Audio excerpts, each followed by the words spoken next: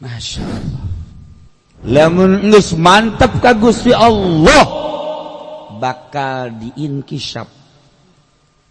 Mukasyafah ngaranna taro mala yarahun nazir, bakal dibere neuleuh naon nu ku batur teu kade.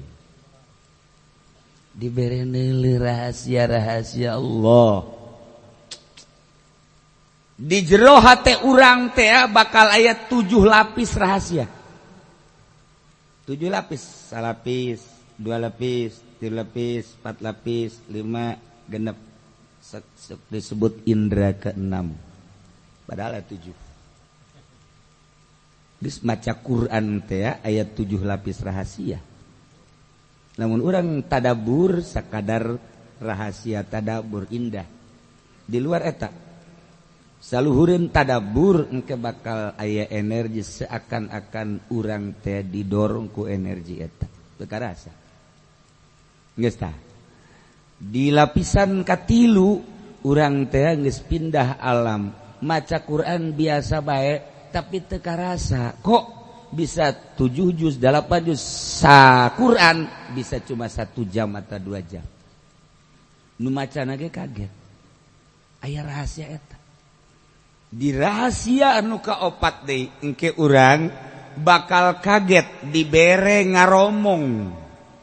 Makna mana Al-Qur'an seakan-akan ngomong, seakan-akan ieu ka anu, ieu ka anu, ieu ka anu, ieu ka anu, ieu ka anu, baca kula sekian engke bakal anu, baca kula sekian engke bakal rahasiana teh eta. Bu, Masya Allah karim. Taro malayarahun nazir. Eta keur carita neuleuh ngadenge sakumaha nu teu pernah kadenge. Ngadenge kana naon nu teu pernah kadenge kudu sok ngadarenge. Ngambe sakumaha nu teu kaambeueun kudu sok ngararambe. Ya Allah. Ieulah qulubul asyikin. Urang ngadenge make celi. Ketika urang ngadenge suara bakal kanyahoan ku Allah, naon nu kadenge ku urang deket Allah jeung urang. Urang ngadenge naon we Allah nyaho. Teu bisa menghindar di akhirat dengan denge urang sebab Allah uninga. Nu mantak Allah nyahoeun lantaran Allah teh wa nahnu aqrabu ilaihi min hablil warid. Yahulu bainal mar'i wa qalbi. Deuk kumaha? Berarti ieu denge urang denge Allah. Ketika urang lain ngomong berperasaan bahwa denge urang teh denge Allah, jalamun teu ku Allah didengekeun mah dibere ngadenge, moal bisa ngadenge. Berarti kan fana denge urang. Ketika fana denge urang nu aya nu timbul denge Allah. Mun geus fana denge urang nu timbul denge Allah. Sakumaha Allah maha uninga, urang bakal dibere kayahos sakumaha Allah deuk merena ka urang. Wallahu yu'ti. Allah anu maha memberi. Wa ana qasim cek Kangjeng Nabi, kuring nu ngabagi melalui Kangjeng engke Allah bakal mere. Bere tah sekian persen wa ana qasim. Bere tah sekian persen wa ana qasim. Ya Karim. Urang lamun geus caritakeun kos kitu hayang amat cek urang teh kos kitu pek bae. Hayang mah berarti normal kan. Berarti ieu ruh urang teh kembali ke keaslian urang. Hayang amat jeung resep amat. Mangga. Ulah aya kasusah kasisi. Lempeng. Allah. Hiji tujuan teh Allah. Geus ke diajak ka partai teu beusi kaganggu ka Allahna. Diajak ka organisasi batur bisa ge aing macan puguh teu. Diajak urang raramean moal beusi kaganggu aing ka Allah beusi salah. Iya teu ige masalah ieu teu beusi bermasalah ka aing mah. Diajak kawin deui geulis teu. Tolol aya geulis teu. Mandek geus di dinya. Henteu ieu henteu sadeu ka Allah bakal hampang dengan cara ngagali ilmu hakikat melalui guru mursyid berthariqah. Cara-cara tapakeun mata Gusti abdi deuk tapa diri abdi teh lantaran deka Gusti tapatina nu ngahalangan ka Gusti. Mata abdi dek ditapakeun ceuli abdi, dek ditapakeun irung abdi, dek ditapakeun sungut abdi, dek ditapakeun leungeun abdi, dek ditapakeun suku abdi, dek ditapakeun tina lungkah lengkah besi kaganggu ka Gusti. Seja atuh ku urang, ai teh diseja mah moal bisa. Diseja gara-gara. Baik. Masya Allah. Bismillahirrahmanirrahim. Qulubul asyikin laha uyun. Hate jelema nu rindu ka Allah eta ternyata aya mataan. Mata hati, mata telinga, telinga hati, mata hidung, hidung hati, mata sungut, sungut hati, mata perasaan hati. 5 mata di hati. Lamun geus mantep ka Gusti Allah bakal diinkishaf. Mukasyafah ngaranna taro mala yarahun nazir, bakal dibere neuleuh naon nu ku batur teu kadeui. Dibere neuleuh rahasia-rahasia Allah. Di jero hate urang teh bakal aya 7 lapis rahasia. 7 lapis, 1 lapis, 2 lapis, 3 lapis, 4 lapis, 5 genep. Disebut indra ke-6. Padahal ada 7. Geus maca Quran teh ayat 7 lapis rahasia. Di luar ganjaran 1 huruf 10, engke bakal aya rahasia-rahasia ngalapis tadi na Al-Qur'an. Namun urang tadabur sakadar rahasia tadabur indah. Di luar eta saluhureun tadabur engke bakal aya energi seakan-akan urang teh didorong ku energi eta. Teu karasa. Geus tah. Di lapisan katilu urang teh geus pindah alam, maca Quran biasa bae tapi teu karasa. Kok bisa 7 juz, 8 juz sa Quran bisa cuma 1 jam atau 2 jam. Nu macana ge kaget. Aya rahasia eta. Di rahasia anu kaopat deui engke urang bakal kaget dibere ngaromong. Makna mana Al-Qur'an seakan-akan ngomong, seakan-akan ieu ka anu, ieu ka anu, ieu ka anu, ieu ka anu, ieu ka anu. Baca kula sekian engke bakal anu, baca kula sekian engke bakal rahasiana teh eta. Bu, masyaallah karim. Taro malayarahun nazir. Eta keur carita neuleuh ngadenge sakumaha nu teu pernah kadenge. Ngadenge kana naon nu teu pernah kadenge kudu sok ngadarenge. Ngambe sakumaha nu teu kaambeueun kudu sok ngararambe. Ya Allah. Ieulah qulubul asyikin. Urang ngadenge make celi. Ketika urang ngadenge suara bakal kanyahoan ku Allah, naon nu kadenge ku urang deket Allah jeung urang. Urang ngadenge naon we Allah nyaho. Teu bisa menghindar di akhirat dengan denge urang sebab Allah uninya. Nu mantak Allah nyahoeun lantaran Allah teh wa nahnu aqrabu ilaihi min hablil warid. Yahulu bainal mar'i wa qalbi. Deuk kumaha? Berarti ieu denge urang denge Allah. Ketika urang lain ngomong berperasaan bahwa denge urang teh denge Allah, jalamun teu ku Allah didengekeun mah dibere ngadenge, moal bisa ngadenge. Berarti kan fana denge urang. Ketika fana denge urang nu aya nu timbul denge Allah. Mun geus fana denge urang nu timbul denge Allah. Sakumaha Allah maha uninya, urang bakal dibere kayahos sakumaha Allah deuk merena ka urang. Wallahu yu'ti. Allah anu maha memberi. Wa ana qasim cek Kangjeng Nabi, kuring nu ngabagi melalui Kangjeng engke Allah bakal mere. Bere tah sekian persen wa ana qasim. Bere tah sekian persen wa ana qasim. Ya Karim. Urang lamun geus caritakeun kos kitu hayang amat cek urang teu kos kitu pek bae. Hayang mah berarti normal kan. Berarti ieu ruh urang teh kembali ke keaslian urang. Hayang amat jeung resep amat. Mangga. Anu mantak henteu bisa kitu kumaha? Kabang baluhan ku karesep. Di bang baluhan urang teh ku karesep jeung kahayang. Nafsu ngaranna. Kangjeng bisa hiber teh. Abdun khayyarahullahu baina ayyutiyahu zahratad dunya wa ma indallah. Fakhtara ma indallah.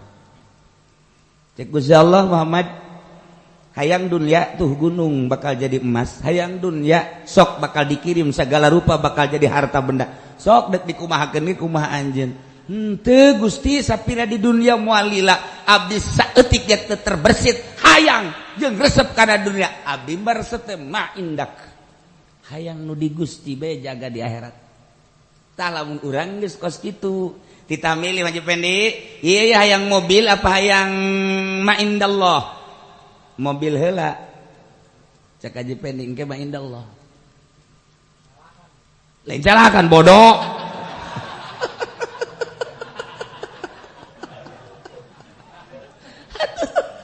Sapira mobil atuh capek, kudu dikumbah, kudu dibensinan, kudu diolian. Atuh banding ma'indallah. Jeh. Nah eta lamun urang hayang ma indallah ditawaran mobil ieu mah mobil BMW teu Gusti Lexus teu Gusti RR naon emang RR Rolls Royce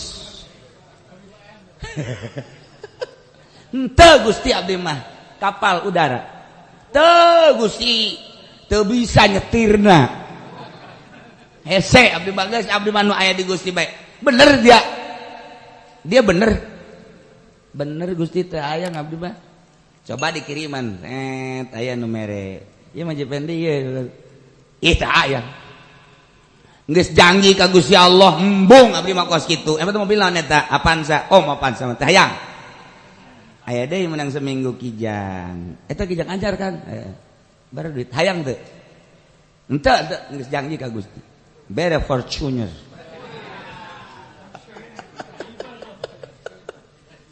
aduh maji hayang ya tuh ai milik teh mah tenden tadi mulai tah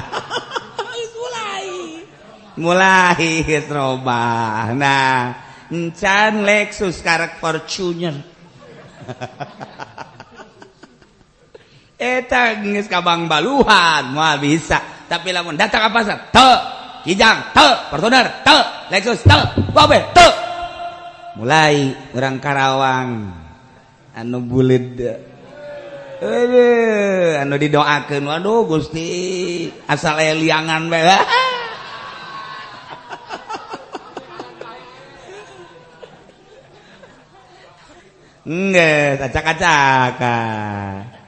acak-acakan henteu ya bagas pokona mah jahe henteu parawan henteu sagala rupa geus henteu hiji bae Allah sakumaha nabi anjeun berangkat dihiberkeun ku aing cek Gusti Allah atuh maneh ge ku aing deuk dihiberkeun geus eueuh kaberat hiber hayang ka mana abdi mah hayang ka Banten bae deuk hiber apa Banten dideukeun nyanggakeun kumaha Gusti set Banten dideukeutkeun ngalengkah plek geus aya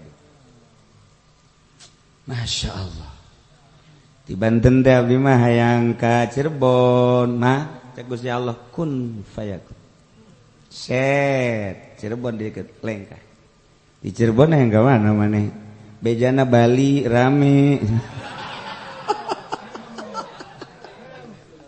ai sialah naonan jeung yang ka Bali sagala wah teu beres onte abdi mah ka Bali gerek dakwah bule-bule supaya maca syahadat wah bohong sia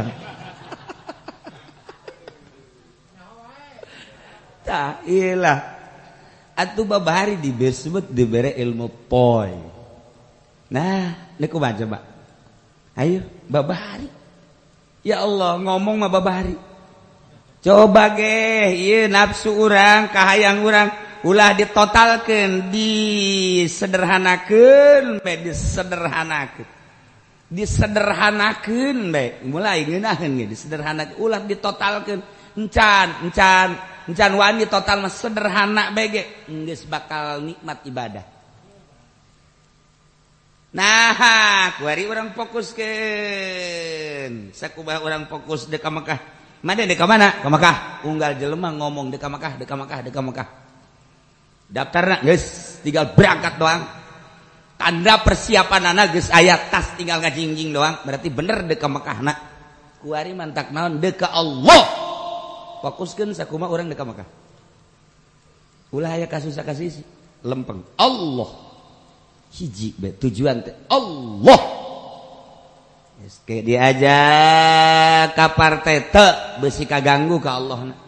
Diajak ka organisasi batur bisa ge aing macan puguh henteu. Diajak urang raramean moal beusi kaganggu aing ka Allah beusi salah. Dia teu ige masalah ieu henteu beusi bermasalah ka aing mah. Diajak kawin deui geulis henteu. Tolol aya geulis henteu. Mandek geus di dinya. Henteu sadeuk ka Allah bakal hampang dengan cara ngagali ilmu hakikat melalui guru mursyid berthariqah. Cara-cara tapakeun mata Gusti abdi deuk tapa diri abdi teh lantaran deuk ka Gusti tapa tina nu ngahalangan ka Gusti. Mata abdi deuk ditapakeun ceuli abdi deuk ditapakeun irung abdi deuk ditapakeun sungut abdi deuk ditapakeun leungeun abdi deuk ditapakeun suku abdi deuk ditapakeun tina lungkah lengkah besi kaganggu ka Gusti. Seja atuh ku urang aya teh diseja mah moal bisa diseja geureuh. Baik sagala rupa nu bakal jadi awaik ganjelan-ganjelan jeung gangguan-gangguan kurang dijauhkeun nu geus jelas 4 gangguan Imam Ghazali ngajelaskeun. Hiji makhluk, 2 dunia, nomor katilu nafsu, nomor kaopat setan. Nah dibenturan ku zikir la ilaha illallah la ilaha illallah mulai ucutan tak tak tak tak tak deuleu abdi deuleu Gusti. Da geuning abdi teh paeh nu sabenerna mah lamun teu dibere hirup ku Gusti atuh hirup abdi teh hirup Gusti. Abdi teh paeh moal bisa denge lamun teu dihirupan ku Gusti mah ieu abdi bisa hirup bisa denge teh lantaran aya hirup Gusti. Gusti teh maha hirup denge abdi denge Gusti. Abdi mah paeh aslina mah lamun teu bere hirup ku Gusti ieu irung abdi bisa ngambe sagala aroma-aroma lantaran aya hirup Gusti. Deuleu abdi denge abdi ambe Gusti sebab hirupna ge nu Gusti. Paehan awak urang heula sakumaha aslina. Lamun can dipaehan moal bisa mutu qobla anta mutu. Paehkeun heula ge raja aslina mah urang paeh. Sakumaha urang bakal paeh ketika roh urang diangkat. Maka memeh roh urang dikaluarkeun paehkeun heula kana kata kerenna. Panakeun heula ulah di aku ieu dedeleuan urang teh ulah dikaku ku urang nu Allah. Denge urang ulah di aku ieu teh denge Allah, ambe urang ulah di aku ieu teh ambe Allah. Omong urang teh ulah di aku nu urang nu Allah. Kabeh nu Allah nu urang mah eueuh sebab ieu aya da denge deuleu jeung sagala rupa teh nu Allah geus akukeun langsung ka Allah. Setiap anon samang-samangsa urang ngakukeun nu Allah urang fana. Ketika aya keneh nu diaku ku urang moal bisa hiber. Geus eueuh nu diaku kabeh ge nu Allah nu Allah nu Allah nu Allah nu Allah nu Allah. Ieu hate aya mataan bakal dibere neuleu naon nu teu pernah kadeuleu ku batur. Bakal aya ceelian kadenge naon nu teu pernah didengekeun ku batur. Bakal ngambe naon nu teu pernah kaambe ku batur. Bakal ngaroweco ngomong ilham ieu teh naon nu ku batur teu pernah kabaca bisa kabaca ku urang sebab aya ilham anu ngaromong lain make ceuli nu ieu gadengena ceuli ieu bi ajnihatin tatiru bi ghairi bisa hiber make jangjang nu lain make bulu leuweuh buluan bisa hiber ka mana ila malakuti rabbil alamin ka alam malakut urang bisa Sakuma digambarkeun eta buruk teh ku urang Turki baheula, digambarkeun model hewan anu sukuna opat, beungeutna beungeut awewe aya jangjangan, digambarkeun anak kudu di kaca. Malik Balkhi baheula ngagambar eta teh urang Turki. Baheula mah eta gambaran teh ulah dijatakeun bahwa burokos kitu kudu digambarkeun dibacakeun. Naon eta makna beungeut, naon eta makna jangjang, naon eta makna buntut, naon eta makna awakna. Nu mantak digambarkeun ngan putih, kemudian awe geulis, kemudian dina kaca. Eta teh kudu dijabarkeun. Kulantaran kabelah dieuna eueuh ahli hakikat anu ngajelaskeun gambar borok modal kitu, atuh diharam-haramkeun. Masa borokos kitu, masa borokos kitu, eueuh masalah. Ahli syariat mah ngaharam-haramkeun eueuh masalah. Padahal lamun dijelaskeun buruk eta teh gambaran-gambaran kudu dijelaskeun wali hakikat. Henteu salah mah kan unggal imah aya. Kabelah dieuna mah digambarna lain di kaca, di kertas. Kabelah dieuna mah digambarna awewe nu geulis teh senyum. Teu mah urang Karawang atuh. Haram teh mana? Aya khusus. Kudu dina kaca. Gambarna ge kudu putih, wajah wanita anu geulis, jangjang, eta kudu dimaknaan. Jadi lamun henteu dijabarkeun ku ahli hakikat mal bisa. Gambaran naon eta? Gambaran di alam itu. Gambaran di alam di itu Kangjeng Nabi ditekeun ka buruk. Buruk teh cek bahasa urang, cek bahasa ahli hakikat tina barkun. Barkun teh ngagenyai kilat. Geus atuh ngagambarkeun kilat, eta teh digambarkeun barkun buruk. Kilat eta teh. Nu mantak lamun lain ahli hakikat nu ngajelaskeun moal kaharti eta teh sentianana pingping, sentianana bitis, buruk, sentianana buntut, sentianana kudu akur hitung-hitunganana jeung barkun. Nah, lantaran hese ngajelaskeun anak, lantaran nu ahli hakikat, ku ari mah ahli syariat ulah, teu salah ngaulahkeun geus sebab teu kaharti. Ketika engke aya nu kaharti, nu ngajelaskeun anak, engke ge ahli syariat mah eleh ieu, sakumaha tadi, balangkeun batu, tolol. Ahli syariat. Ngeri atuh dibalangkeun gitu. Tapi lamun ahli hakikat lah, Allah. Allah. Haji Pendi mah asal ditajung Allah. Wuih, Haji Pendi eta. Aya sangu ge Allah. Kori sok Allahan bae. Masyaallah. Aya awewe ahli qiraat nya masuk Allah bae. Kakangana Noel Allah. Masyaallah. Jadi dibuka. Aju dipeluk Allah. Hafizul Quran hafizah gitu. Begitu salakina meluk irfa naik baik. Tuh ahli qiraat bakos gitu. Biasa di irfa sotak, ya malaid irfa. Mari teruskeun bae. 17 tahun ke atas. Ya biajatin tatiru bi ghairi asin bisa hiber. Kanyawan bisa hiberna Kangjeng Nabi Khadir alaihi salam. Hiberannya nama asa Jumat di Masjidil Haram nya nama engke di Arfa babarengan jeung Kangjeng Nabi Ilyas. Asar poe Jumat aya di Madinah. Setiap Jumat sapopoena aya Kangjeng Nabi Khidir jeung Kangjeng Nabi Ilyas. Unggal Jumat mah terus-terusan Jumat di dinya asar Madinah. Jadi lamun urang Jumat di Mekah bareng jeung Kangjeng Nabi Khadir alaihissalam, bareng jeung Kangjeng Nabi Ilyas alaihissalam. Kangjeng anu ngajelaskeunna setiap Jumat aya Kangjeng Nabi Khadir. Yehe, badak ge sing hade urang Jumatan di Mekah, besi aya Kangjeng Nabi Khadir, ke Kangjeng Nabi Khadir mau tasbih. Warna tasbihna beureum. Berem teu terlalu berem, semu berem. Eta asal engke asal aya nu maotas berem geus peluk.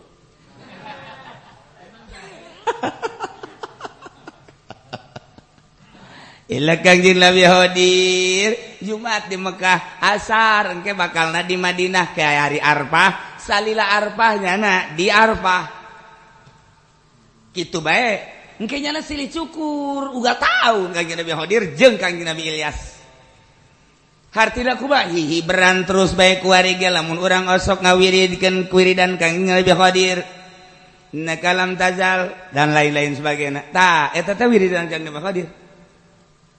Ya Latifu ya Latifu ya Latifu uldufina fi jam'ul kulli hawaratina kamauhin terus baca lam tajal teh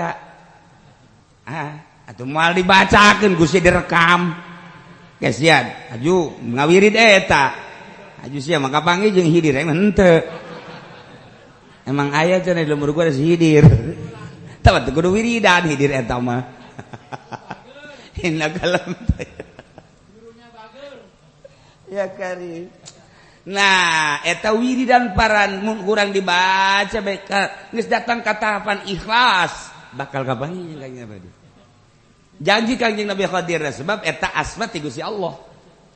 Ya Latifu ya Latifu ya Latifu tu fina fi jami umurina kulliha wa raddina atau raddini kamu ifu dunya ya wa akhirati.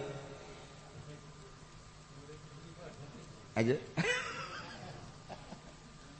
Nah eta wiridan Kangjeng Nabi hadir janji saha jalma nu ngawirid eta kula bakal saha henteu na paling tidak mun ngawiridkeun eta endeuh sakarat mah kuring hadir eta lah keuntunganana masyaallah karim geus dibantu ku Kangjeng Nabi hadir kejar datang malaikat kan isinin Kangjeng Nabi hadir isin setan-setan sieun maka malaikat bakal pamit lah punten ya Nabi Allah hadir ieu teh tugas abdi mangga setan teu daraek setan karari sia jasa setan goblok jasa setan teh waduh barang belah dituna aya di nu sakarat fendi ngaran nah ini enggak pernah baca nih udah digoda dah tapi nyana kan pernah wauh kan jeung ahli-ahli Allah.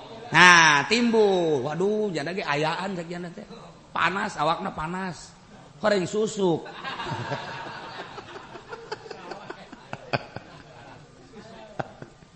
lah iyalah madak urang lamun hayang gampang jeung nyawa de cara Habib Umar cara Habib Ali nu kukula dicaritakeun cara Habib Ahmad baheula teh aya kiai di Tangerang kemudian hayang gampang jeung Kangjeng Nabi Qadir menta ka Habib Ahmad hayang-hayang teuing make tungguan tah. Lamun oyag-oyagan tatangkal buah, tah eta berarti geus hadir. Jang maneh, tapi yang kula mah teu kudu kitu. Ditungguan, oyag geus wer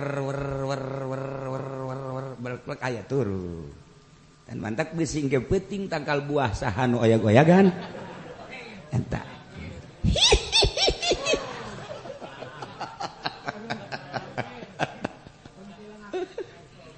Habib Lutfi ulah dikira Habib Lutfi lain lalagaan ya Pak. Habib Lutfi hayang kapanggih jeung Kangjeng Nabi hadir di hiji tempat pelukannya set beres kapanggih geus ke ngobrol tadi siapa tadi itu hadir masya Allah nya hayang kapanggih dia mantap kamari serinya serta zarah ka luar Batang saha coba luar Batang ulah bejaan saha ulah di bejaan ieu sia teh bae nyaho henteu. Coba hayu, teh bal jawabannya kana mah Batang bae. Mah tiok mireung nya mah kos kitu. Jadi mah Jakarta ge dagang lauk baheula. Tuh, ngaharewos teh menang ngaharewos. Nah, bohong, teu percaya aing mah nyana nyaho.